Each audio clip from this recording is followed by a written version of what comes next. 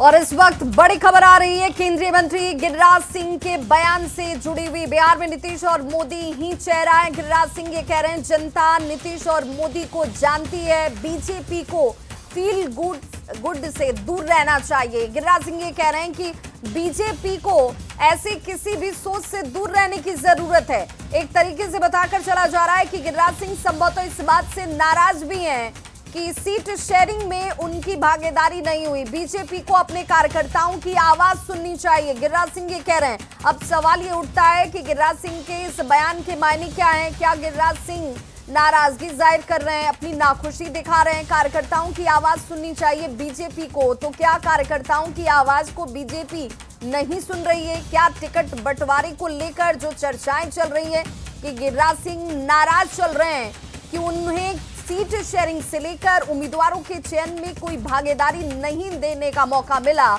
ऐसे में क्या ये बयान गिरिराज सिंह का नाराजगी को जाहिर कर रहा है? ये बड़ा सवाल है बीजेपी के लिए इस वक्त। अगर गिरिराज सिंह इस बयान के जरिए नाराजगी अपनी जाहिर कर रहे हैं तो क्या ये परेशानी का सबब बन सकती है?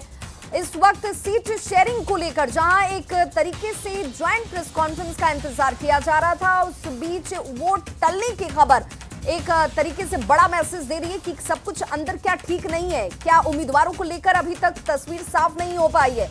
ऐसे में गिरिराज सिंह का ये बयान सामने आना जिसमें बीजेपी को फील गुड से दूर रहना चाहिए, बीजेपी को अपने कार्यकर्ताओं की आवाज सुननी चाहिए, क्या वो इस बात की तरफ इशारा कर रहे हैं कि सब कुछ ठीक नहीं है, कार्यकर्ता नाराज हैं?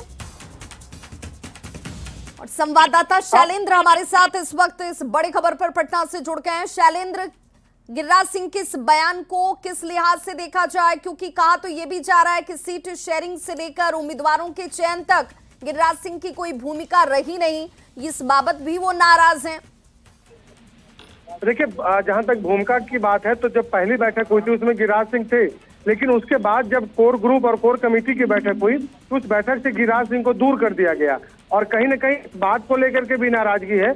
और ये भी एक बड़ा कारण है कि गिरिराज सिंह लगातार अब सोशल मीडिया पर पोस्ट कर रहे हैं, 2010 की याद दिला रहे हैं और याद दिला रहे हैं कि किस तरीके से कम सीटें मिलने के बाद भी बीजेपी का स्ट्राइक रेट सबसे बेहतर था। जातिगत आधार पर जो टिकट का बंटवारा किया गया या फिर जो सीटें गिरिराज सिंह चाहते थे कि कुछ जो बीजेपी के कार्यकर्ता हैं, जो बीजेपी में वर्षों से जो लगे हैं, उन्हें मिलना चाहिए, वो सीटें सहयोगियों के को मिलने से भी गिरिराज सिंह नाराज हैं। कहा जा रहा है जरा ये समझाइए कि बीजेपी को फील गुड से दूर रहना चाहिए, इसका क्या मतलब है?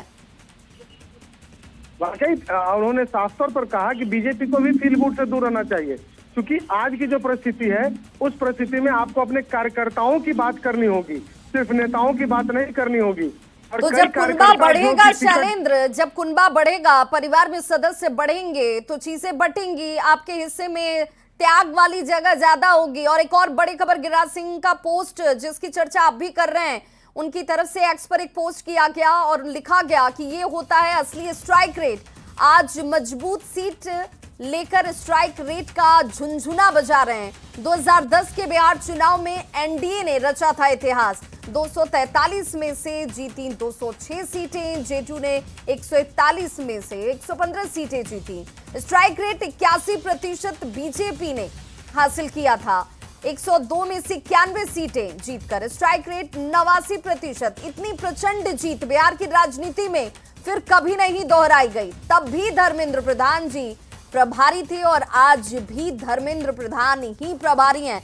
सवाल ये है कि एक तरफ तो वो बीजेपी को क्रेडिट भी दे रहे हैं, बीजेपी की बड़ाई भी कर रहे हैं, बीजेपी का गुणगान कर रहे हैं, लेकिन दूसरी तरफ उन्हें फील गुड होने से बचने की नसीहत भी दी जा रही है। शैलेंद्र जुड़े हुए हैं। शैलेंद्र, अगर वो 2010 का स्ट्राइक रेट याद करते हैं या याद दिलाते हैं तो क्या बीजेपी के लोग अपना परफॉर्मेंस भूल गए क्या? बिल्कुल, देखिए, गिरिराज सिंह इन्हीं बातों को याद दिला रहे हैं कि जब आप कार्यकर्ताओं की बात करते थे, पार्टी के वर्कर जो वर्षों से लगे हैं उनकी बात जब आप करते थे तो आपका स्ट्राइक रेट क्या था। जो बीजेपी के खाते में सीटें आई हैं उन सीटों से ये साफ जाहिर है कि सिर्फ फील गुड से काम नहीं चलेगा, आपको पुराना स्ट्राइक रेट भी दोहराना होगा यदि आप वाकई आपने सीट शेयरिंग मजबूती से की है तो। और कहीं ना कहीं जो सीट शेयरिंग और उम्मीदवारों का जो चयन हो रहा है, जो पूरी प्रक्रिया है, उस पर गिरिराज सिंह ने सवालिया निशान खड़ा किया है और सहयोगियों को नाराजगी तो जताई भी है। नहीं साध रहे हैं इस बयान के जरिए, सहयोगियों को भी तो नहीं एक मैसेज दे रहे हैं कि भाई आप सिर्फ स्ट्राइक रेट वाला झुनझुना मत बजाइए, परफॉर्म करने की बारी है अब। बिल्कुल जाहिर सी बात है कि ये निशाना गिरिराज सिंह उन लोगों पर साध रहे हैं जो सिर्फ स्ट्राइक रेट की बात करते हैं, जो ये कहते हैं कि हमने पिछले चुनाव में हमारा ये परफॉर्मेंस था, इस चुनाव में ये परफॉर्मेंस था, इसलिए हमें इतनी सीटें मिलनी चाहिए। और कुल मिलाकर के देखें तो उनकी नाराजगी इन्हीं बातों को लेकर के है कि आखिर कार्यकर्ता जो पार्टी के नेता थे, जिनकी बात गिरिराज सिंह उठा रहे थे सीट शेयरिंग के दौरान, उनका जो टिकट काटा गया, इस बात को लेकर के सवाल भी तो गिरिराज ये है सिंह नाराज शैलेंद्र हैं। के गिरिराज सिंह जो आज ये बात कह रहे हैं, ये इस वक्त उनके इस बयान के मायने क्या हैं? क्योंकि अगर नसीहत ही थी तो चुनाव चयन से, उम्मीदवारों की घोषणा से, सीट शेयरिंग से पहले दी जानी चाहिए थी। बहुत बहुत शुक्रिया इस तमाम जानकारी के लिए शैलेंद्र। और एक और बड़ी खबर इस वक्त आ रही है, बिहार विधानसभा चुनाव को लेकर ही बीजेपी ने दिल्ली सरकार के मंत्रियों को बड़ी जिम्मेदारी होती है वो सौंपी है।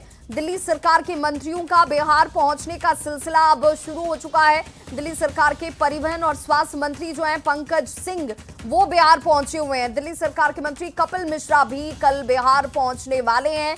और अब एक तरीके से आपको ग्राउंड पर उतरकर जनता के बीच जाकर जो ड्यूटी आपके लिए तय की गई है, उस रणनीति के साथ जमीन पर आप काम कीजिए। बिहार विधानसभा चुनाव में बीजेपी मंत्रियों को उतारकर चुनाव प्रचार में तेजी लाने की कवायद में इस वक्त अब बीजेपी जुट गई है।